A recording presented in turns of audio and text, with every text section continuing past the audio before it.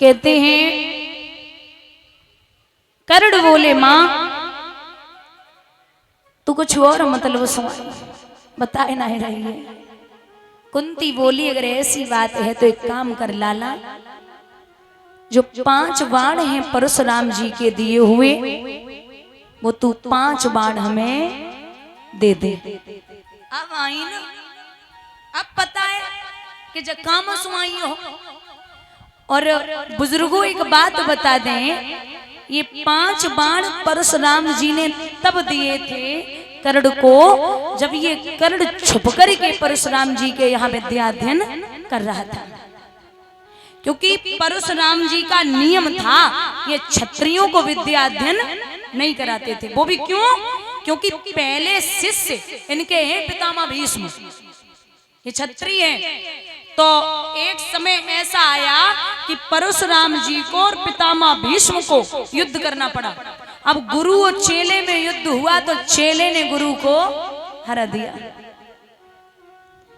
जब हराया, अब परशुराम जी ने विचार किया कि जब चेले हरा रहे गुरु को, वो भी क्षत्रिय, तो ये तो गलत है। मैं प्रण करता हूं कि आज से क्षत्रियों को विद्या अध्ययन नहीं कराऊंगा। लेकिन ये कर्ण छुप कर के विद्या अध्ययन कर रहा था।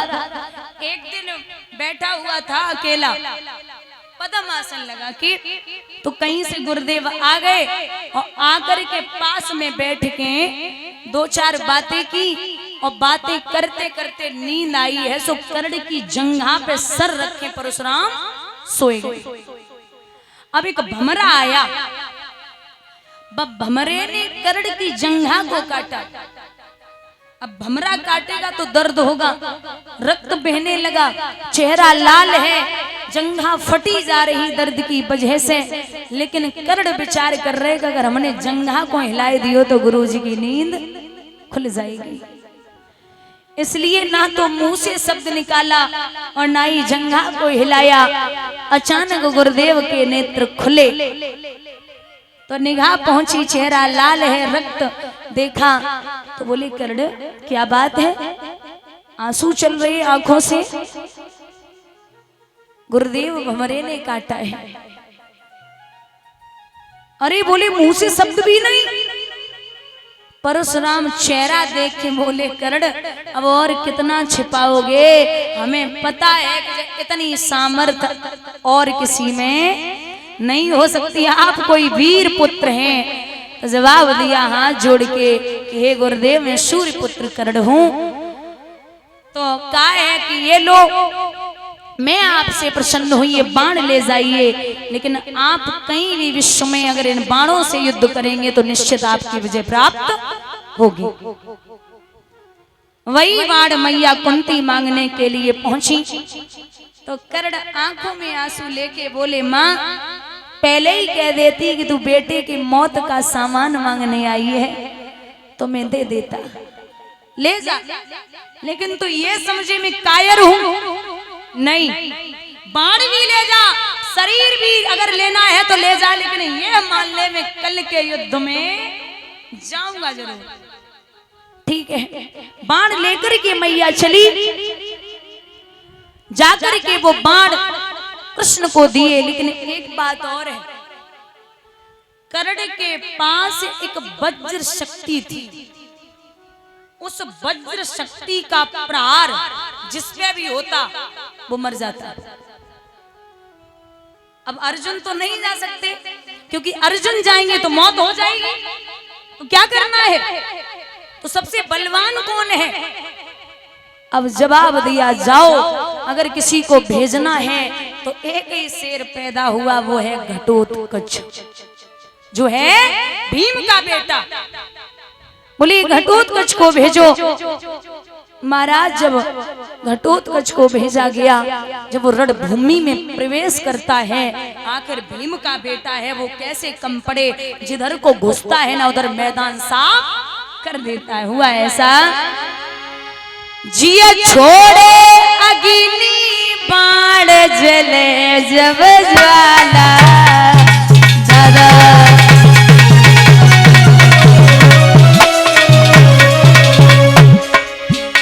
जिया छोड़े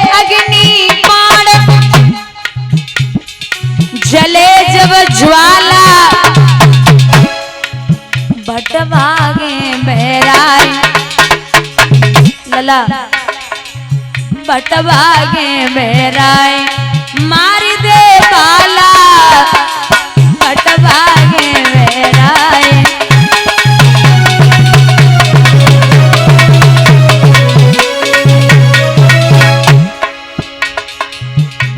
महाराज जमा कर अग्नि दे बेटा ऐसो जोर करे। भीम का बेटा ऐसो जोर करे। खेत में पड़ गई दैया चाल ऐसो जोर करे।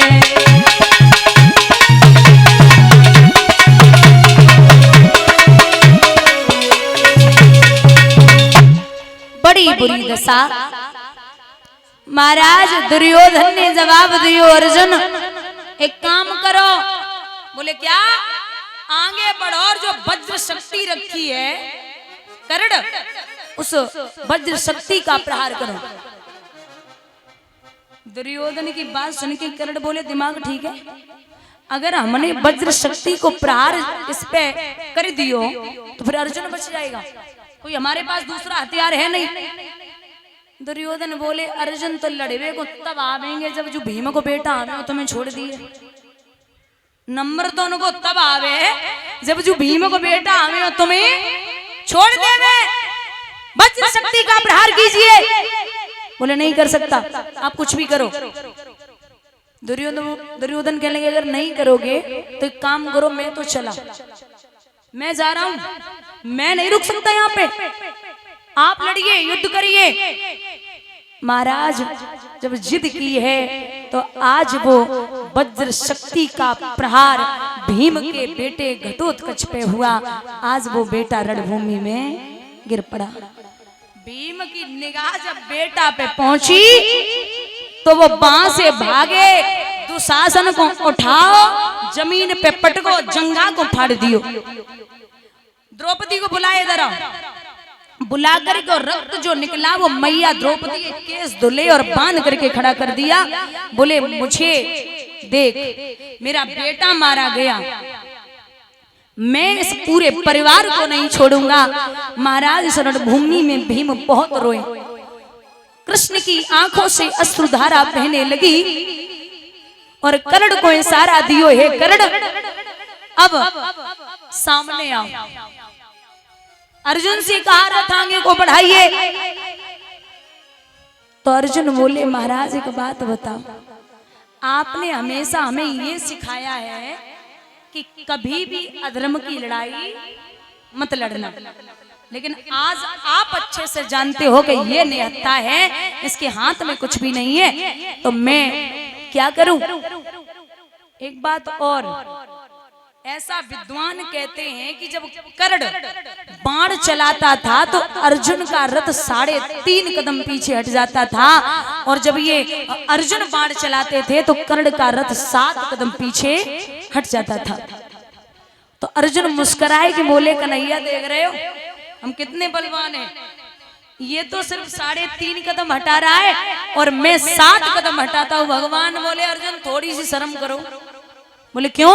मैं पूरी दुनिया का बोझ लेके, पूरी दुनिया का बोझ लेके रथ पर बैठा हूं, और जो ध्वजा पर विराजमान है वो है हनुमान जी, और तब भी ये सूर्य पुत्र रथ पीछे को हटा रहा है, तो इससे बड़ा बलवान कोई पैदा नहीं हुआ।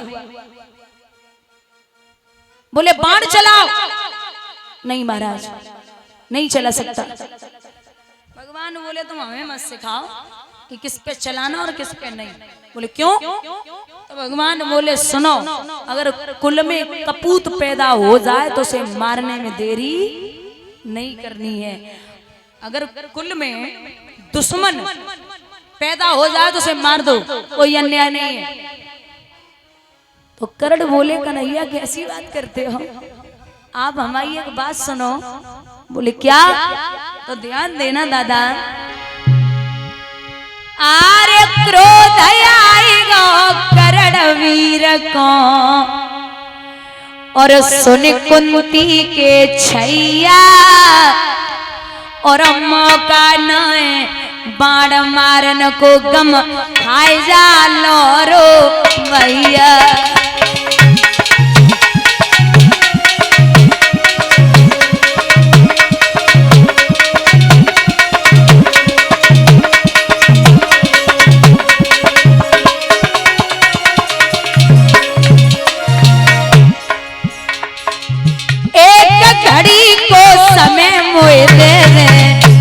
करण बोले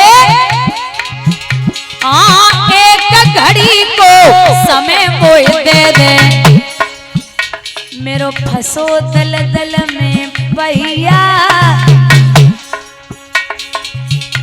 हम डट डट समर करें खेतन में ओ कुंती के शैया।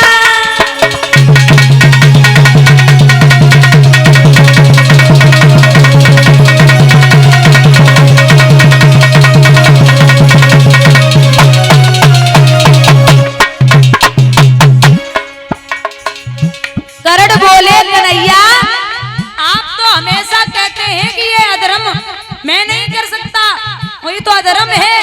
भगवान हाथ उठाए कि बोले सुनो करण हमें सिखाए रहे हो, सुन ले। अरे अब तो आई याद धर्म की,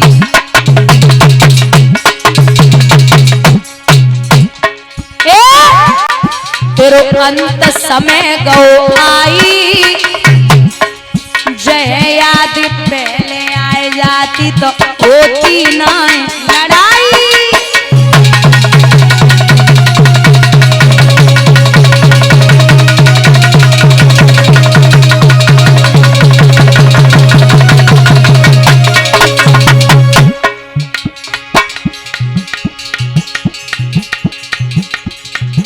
अरे हाथ चलाओ करण वीर ने, तू चलाओ करण वीर ने,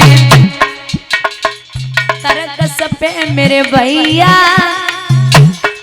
क्या हुआ? खाली हाथ बाण नहीं पाओ छल पर गई कुंती मैया।